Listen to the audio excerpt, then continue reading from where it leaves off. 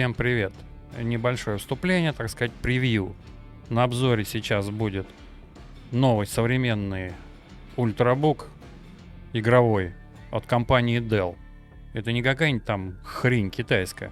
Это настоящий американский ультрасовременный ноутбук последнего поколения с мощнейшей видеокартой RTX 5080 Laptop и с последним самым мощным многоядерным процессором. И мы его сейчас посмотрим, протестируем, может быть, частично разберем. Начнем с внешнего вида, потом открутим заднюю крышку, посмотрим, что внутри. Погоняем его по тестам, поиграем и обсудим, стоило ли за него платить 270 тысяч рублей. Стоит ли это таких денег или нет? И вообще, зачем он нужен? Не случайно мы начнем наше знакомство с ноутбуком с задней крышки, на которой ясно видно по шильдику, что произведен он во Вьетнаме. И представьте, насколько убого выглядит наше государство, что даже во Вьетнаме теперь выпускают такие вещи. Сам ноутбук выглядит весьма прилично, имеет размеры 41 сантиметр на 32 сантиметра, весит 3 килограмма. Пластик зеленый, видите, тугой. Это, может, кто застал те времена, когда выпускались Motorola раскладушки, американские телефоны. Вот они были из такого тугого пластика. И его так просто не расколешь, он весьма вязкий. Ощущается в руках, ну, идеально просто. Хорошая вещь. Посередине видим значок инопланетянина. Сейчас я покажу, как он загорается, когда открывается крышка. Откроем крышку. И всем своим видом компания Dell намекает нам на инопланетные технологии. Этот значок инопланетянина, он светится при открытой крышке. Вся коммутация производится только на задней панели. Ничего спереди нету, ни сбоку, ни откуда. Значит, что у нас эти вот широкие отверстия справа-слева? Это для выдува воздуха горячего. Дальше идет разъем питания, HDMI порт, два порта дисплей порта, выполнены в виде USB-C, и 3 USB обычных, USB 3. Дальше для подключения интернета обычным кабелем, витой парой. Посмотрите, какие толстенные провода. Сам блок питания на 360 Вт. То, что подключается к 220, это 10-амперный кабель. И вот так наш ноутбук выглядит спереди при открытой крышке. Прежде чем мы снимем заднюю крышку, я объясню, что я ошибся. Здесь есть подключение сбоку для SD-карты, вот здесь. И здесь вот вход для наушников. Прозрачную видим панельку и две турбины нагнетания воздуха. Сейчас мы снимем вот эту панельку и посмотрим, что там внутри.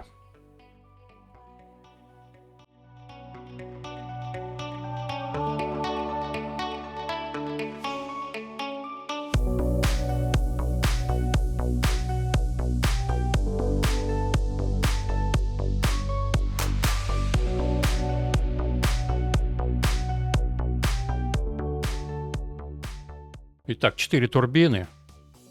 Две основные турбины. Вход воздуха отсюда, выдув сюда. Здесь из-под капотного пространства попадает воздух сюда, выходит сюда. Таким образом осуществляется вентиляция и охлаждение. Два слота памяти. Это у нас под SSD. Еще дополнительно два диска. Вот один SSD-шник, здесь еще два дополнительно. Значит, можно воткнуть 3 штуки их сюда. Ну все, в принципе, что здесь смотреть? Большая батарея, 96 Вт-час написано. По размерам она большая, но хватает ее ненадолго, так как все-таки это какой-то промежуточный вариант между стационарным и переносным комплексом, поэтому батарея не очень мощная и не очень как бы большая, я так понимаю. Она есть, но хватает ее буквально на пару часов. До конца я его разбирать не буду, нет никакого смысла туда лезть сейчас. Общий вид вы это увидели примерно, что там внутри. Ну, сделано все качественно, конечно, все детальки, все идеально. Все, закрываем крышку и переходим к тестам.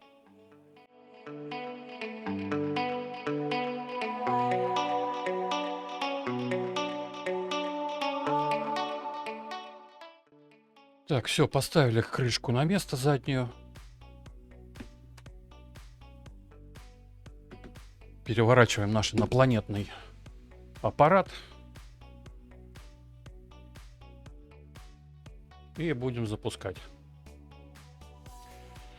Так, что скажу по тачпаду. Тачпад офигенный.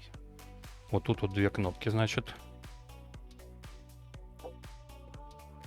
Классный. Ощущает вообще никаких задержек. Идеальный. Кнопки мягенькие. С небольшим натягом. Перегружаемся, нажимаем F2, заходим в BIOS. Я тут полазил, посмотрел, ничего сверхъестественного здесь нет. Выглядит он обычно, никакой графики. Присутствуют нужные функции, там security, задание пароля. Никакого разгона, ничего здесь такого сверхъестественного нет. Поэтому выходим отсюда и закрываем его. Начнем с экрана. Экран здесь используется 300 Гц. Очень много. Отлично. Это должно в играх помочь. Разрешение. Это не те привычные телевизионные 16:9. Это 16:10. По краям видите две полоски черные. Это вот ближе к 4:3. Таким образом в ноутбуке экран более вверх вытянутый для большего обзора, но он получается видимость как бы больше получается экрана. Поэтому нестандартное разрешение 2560 на 1600. Так, диспетчер устройств. Видеоадаптер. Intel графика встроенная в процессоре и NVIDIA GeForce RTX 5080 лэптоп. Зайдем в систему.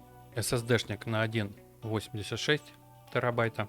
Видеокарта 16 гигабайт. Оперативка 32 гигабайта DDR5. Процессор 9 Ultra 275HX. Проведем тест в AIDA 64.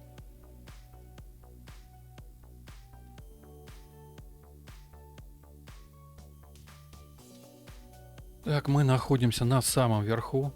В конкурентах у нас 24-ядерный i9-13900K и немного выше Ryzen Threadripper 3970. Проведем тест памяти. Так, мы видим, что задержка у нас составляет 110 наносекунд. Это многовато, но с учетом того, что здесь DDR5 и высокие тайминги стоят, ну, это результат можно считать нормальным. В принципе, результаты неплохие, даже очень даже хорошие. Из встроенных программ присутствует родная утилита инопланетная. Здесь можно посмотреть температуры, включить подсветки, включить и отключить разные, настроить по-разному. Даже оптимизация вот для игр существует. Ну, так, ничего особенного. В основном, конечно, управление подсветкой и управление вентилятором, я так понимаю. Мониторинг общей системы. Но нас интересует больше всего, греется ли он в играх или нет. Можно ли его использовать вот в таком в стоковом состоянии, как он есть. И не приведет ли такая большая, такая мощная видеокарта и такой мощный процессор к перегреву, из-за чего нужно будет все это удушить и получить очень низкие результаты. Хотелось бы использовать на полную катушку такой компьютер с такими возможностями. Но если температуры у него будут запредельно высокие, то и результаты, сами понимаете, во-первых, он недолго протянет, а во-вторых, что с ним делать за такие деньги, если ты его купил задорого, а использовать его не можешь на полную? Он греется. Нерентабельно. Ну вот мы сейчас проверим, насколько здесь адекватные температуры относительно вот этого корпуса и вот того, что сюда вот впихнули. Можно ли его с ним нормально поиграть? Нам нужно вычислить рентабельность этого ноутбука в плане температур и производительности. Посмотрим, сколько будет FPS, какие температуры будет выдавать процессор, видеокарта, и мы тут решим уже, насколько это пригодно для игры. Настройки у нас будут следующие.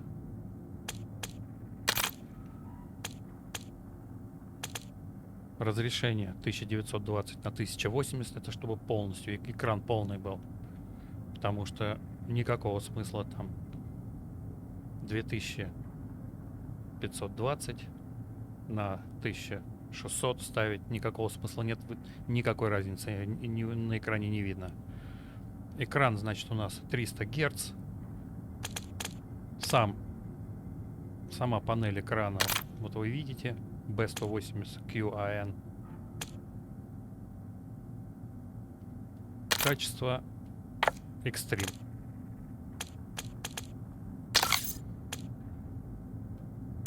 Так, начнем. В верхнем левом углу у нас кадры в секунду.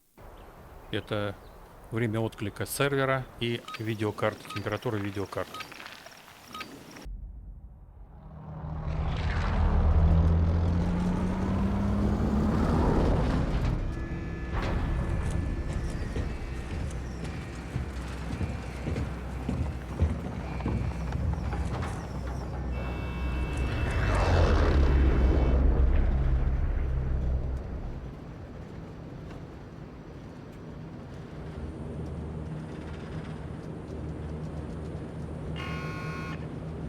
У нас есть температура процессора по всем ядрам, все 24 ядра. Какие-то ядра до 100 нагреваются, какие-то минимально 73, 70, 68, 64. В общем, в пределах от 62 до 104 в пике градусов. 104 быстро гасится.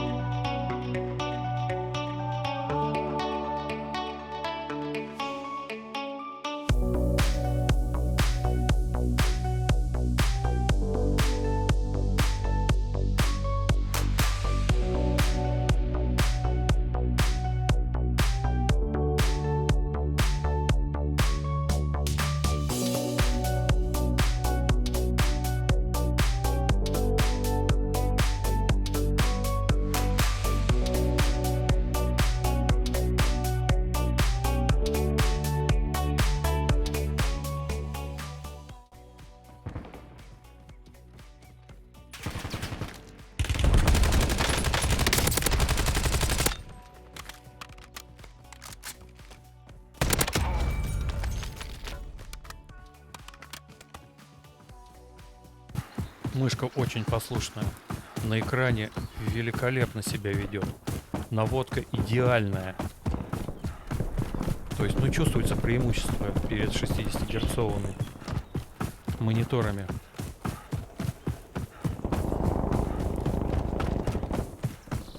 Фактически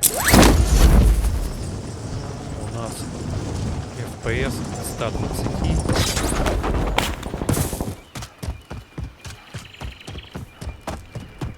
до 140. В основном это 130. Считаем FPS 130 где-то. Температура видеокарты 72 градуса.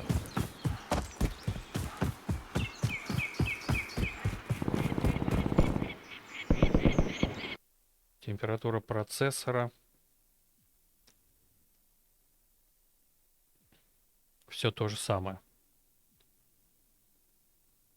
От 72, где тут самое меньшее вижу, 68, до 104.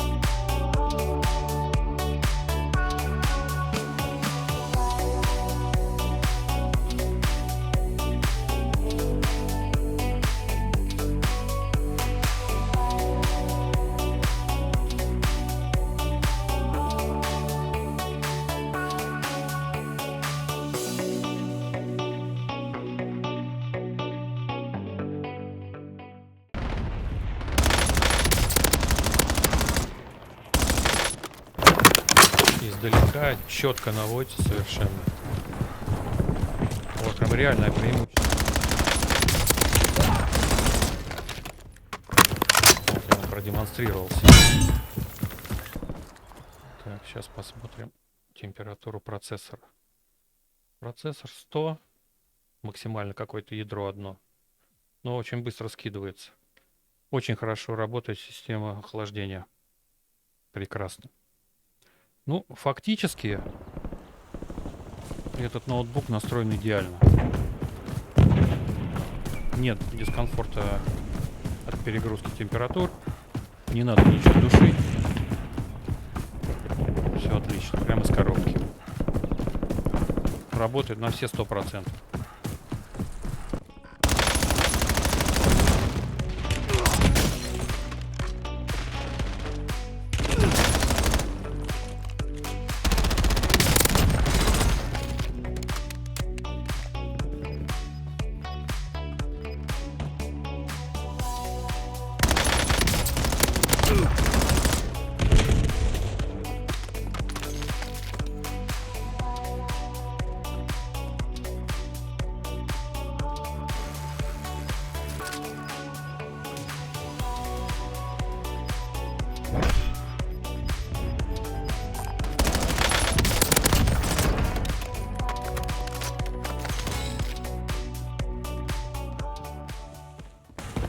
Стопроцентное преимущество. Если видишь врага, то вот точно уложишь.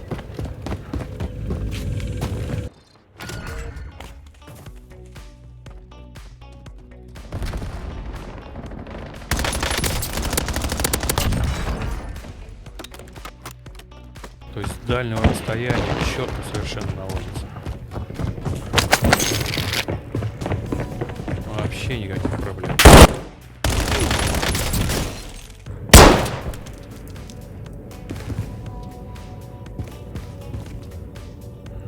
Это что это такое было? Ага. А, я его чпокнул все-таки. Все понятно. Это сервер завис. Так, это внизу.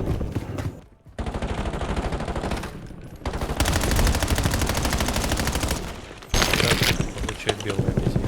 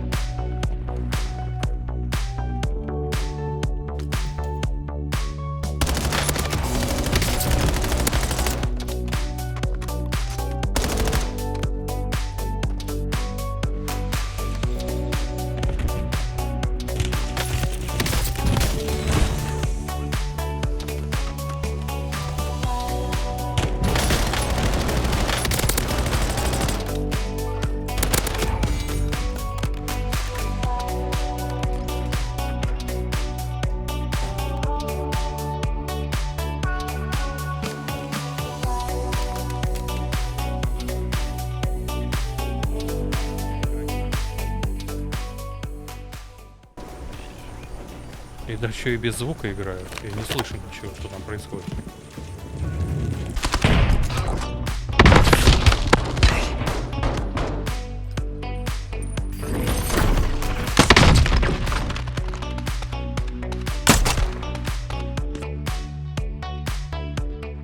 Ну вот своей сути это получается замена стационарному компьютеру. То есть мы за эти деньги получаем мобильный вариант стационарного компьютера. Производительность шикарная, на высоте, не греется. Играть можно, переносить, но, естественно, с ограничениями. Это не такая вещь, которую прям ты будешь таскать, типа там яблочного аэро легенького. Он все-таки весит так прилично, 3 килограмма. Это приличный вес, чтобы его с собой носить. И еще блок питания. Тоже он не маленький. Но вот так подвигать его туда-сюда, куда-то переехать с ним, да, вполне реально. То есть отлично. Может на работу сносить, свозить там на машине, поиграть.